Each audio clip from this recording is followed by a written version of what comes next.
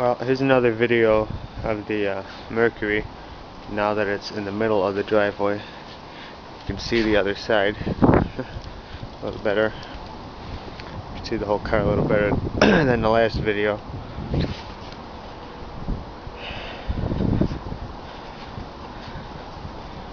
The left side, pretty rusty. That's nice. Now that it's a better angle, you could probably also see the rust under there, right there on the rail. The gas tank's pretty decent.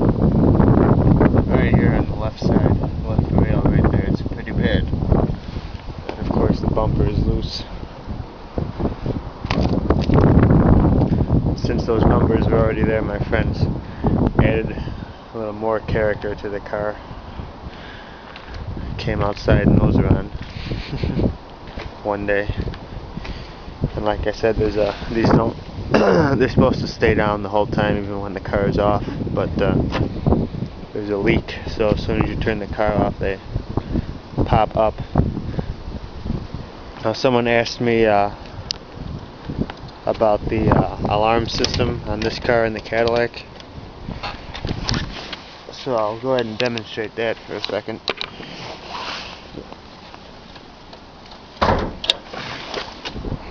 Now, for the alarm, it consists of a couple things. You have the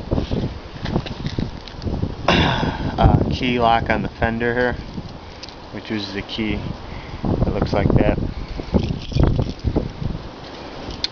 And you have the lock.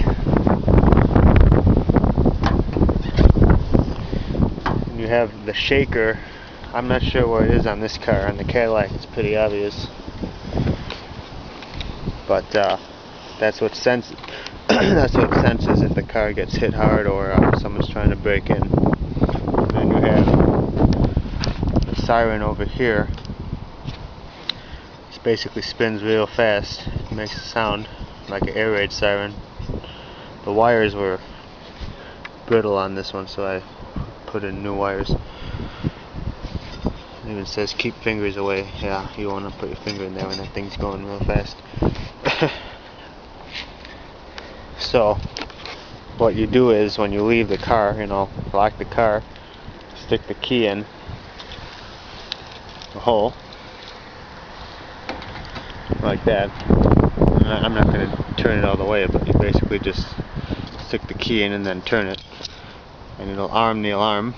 And if something should happen, someone tries to break in or whatever, the siren will go off. And this one supposedly also cuts power to the ignition, so I mean, I'm sure that could easily be bypassed if you know what you're doing, but I guess it would at least waste some time.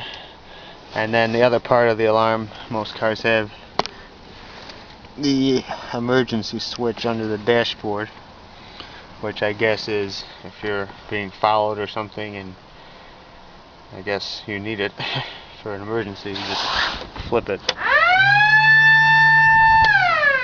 and it sounds the alarm manually without having it tripped.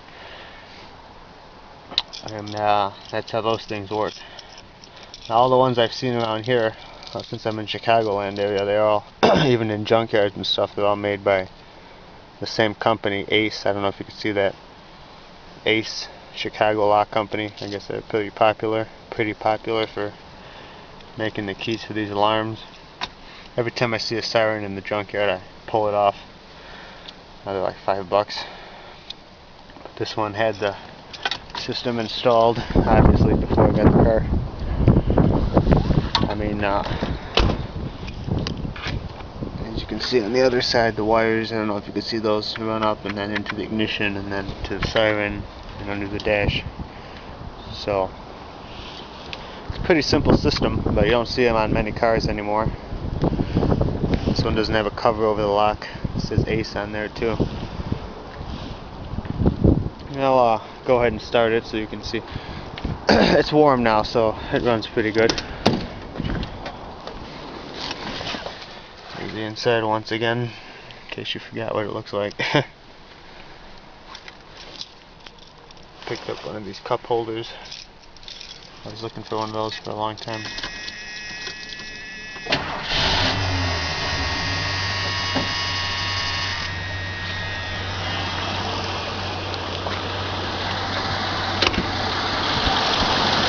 Yep, there it is. It's running okay now.